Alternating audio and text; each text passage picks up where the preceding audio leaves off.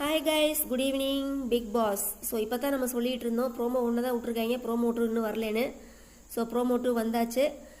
So Goa கேங்கை வச்சு செஞ்சிட்ருக்குறாங்க.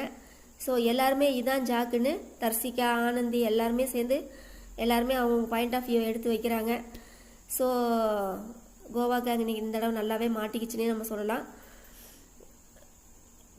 அதுக்கப்புறம் இந்த இவர் யார், ரஞ்சித்து கூட ஜாக்லின் ஒரு கேம் விளையாண்டுருப்பாங்க இல்லைங்களா, அதை வந்து விஜய் சேதுபதி அப்போ எப்படி விளையாண்டா எப்படி இருந்திருக்கும் நீங்கள் கேட்குறாரு.